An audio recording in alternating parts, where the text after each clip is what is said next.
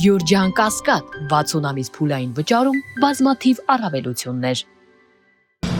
Սրուցել նրա հետ։ Այսքան լավ մարդկանցով ոնց եք հավաքվել առավոտ շուտ։ Հանուն իմ քաղաքի, իմ համայնքի, զարթոնքի, հանուն հայ արժանապատվության, հանուն մեր ավանդներին տեր լինելու, այդ արժեքները վերհանելու։ Պարոն Մանուկյան, այսօր մենք գիտենք, որ ընտրություններին, վերջին ընտրություններից են տալիս անձը, որ ամենամեծ խնդիրը, համոզելն է քաղաքացիներին, որ կան ընտրատեղամաս, իրենց այսպես հասկացնել, որ իրենց քվեն իսկապես յուրաքանչյուր քվե կարևոր է։ Հիմա ինչպես եք նախ գնահատում այս մասնակցությունը, թեև դեռ շատ ժամանակ չի անցել, ոնց է քաղաքացիներին այս ընթացքում ինչպես եք աշխատել, որպեսզի այսօր իրենց քվեի կարևորությունը հասկանան ու գան ընտրատեղամաս։ Մասնակցությունից տեղյակ չեմ, ես նոր եկա եւ հիմա պայմանավորվածության համաձայն ժամը 10-ին եկել եմ քվեարկելու։ Իսկ հանդիպումների ընթացքում ես հստակ տեսա, որ մարդկանց մոտ հավատն է փշրվել, տարիների ընթացքում տեսել են, որ իրենց քվեն, այո, ոչինչ չէր որոշում եւ հիմա էլ այդ նույն տեմպի տակ են մնացել։ Բայց ես կարծում եմ, որ պիտի սթափվենք, պիտի կարողանանք հասկանալ, որ մեր ձայնի իրավունքը պաշտպանելու ենք, մենք պիտի մասնակիցը լինենք մեր երկրի ընթացքի, հակառակ դեպքում ուրիշներն են որոշելու մեր երկրի եւ մեր ճակատագիրը։ Պարոն Մանուկյան, ընդդիմությունը այսօր հաղթանակ տոնելու է։ Որքան են շանսերը ընդդիմության։ Ընդդիմությունը հաղթանակ որպես այդպեսին ես տեսա ընտրապայքարի ընթացքում, որ մարդիկ արդեն կարողացել են այդ թմբիրից ձերբազատվել, հասկացել են, որ ազգ ու երկիր է վերանում, այս իմաստով հաղթանակը կա։ Մնում է, ասենք, եթե վավերացվում է, այսինքն քվեների տեսքով, ուրեմն այո, այդ հաղթանակը կլինի նաև այդպես։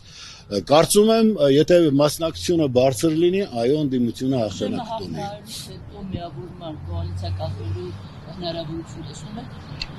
Բնականաբար, հարգելի Հայկուշ, իհարկե տեսնում եմ, եթե մենք չմիավորվենք, կփոշիացնենք մեր եղած քվեները, կմիավորվենք եւ կարողանանք միասնաբար լուրջ խնդիրներ լուծել։ Պարոն Մանուկյան, առաջին հարցը, որ պետք է լուծեք վաղաշաբաթ խոշորացած համայնքում, ո՞րն է լինի։ Այս բարոյա հոգեբանական մթնոլորտը առողջացնել է, վերջապես ասենք, որ մենք մի ազգ ենք, մենք ընդհանուր շահեր ունենք եւ այն ամենը, ինչին ազգին ազգ է պահում, վեհացնում է, այն ամենը, ինչ մենք ժառանգել ենք, պիտի կարողանանք փոխանցել եւ դրա հետ միասին նաեւ այն ամբողջը, որը ես ծրագրել եմ, ներկայացրել եմ, լուծումներ եւ հերթականությամբ դրանք անելու են։ Պարոն Մանուկյան, տեխնացուներից մեկը կասկածի տակ է դրել ընդդիմադիր տեխնացուների կառավարելու կարողությունը,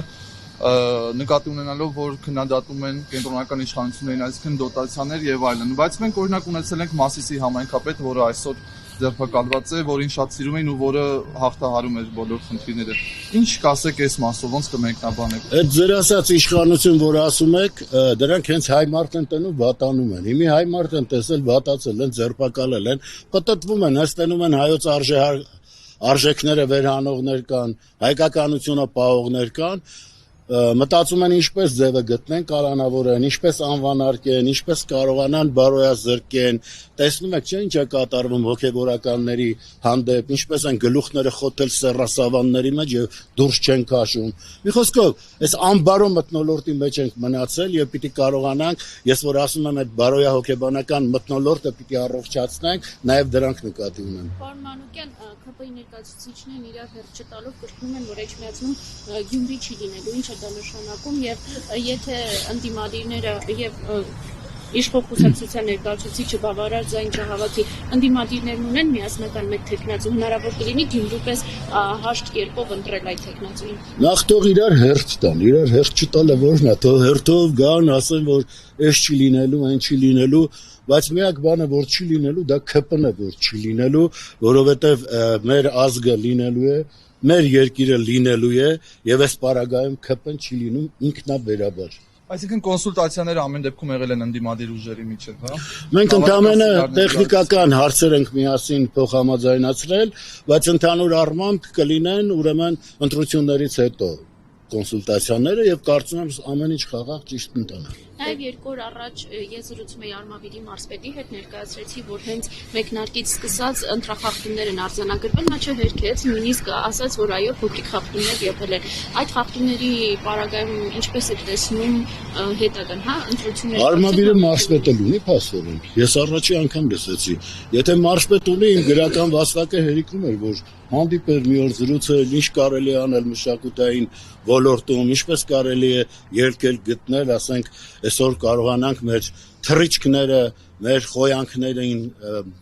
անդրադառնալ, ինչպես կարող ենք հայ պահող արժեքները վերհանել։ Ես նոր լսեցի, որ ունենք, դե որ այդպես կա, ուրեմն ադմինիստրատիվ մի գոյանք է, որը երևի գնում է փողկապ է կապում հավանաբար, հետո գնում է ասում է սուրճ տվեք խմեմ, տենց էլի։ Գնանք ընտրության, Մենք գնանք։ Գնանք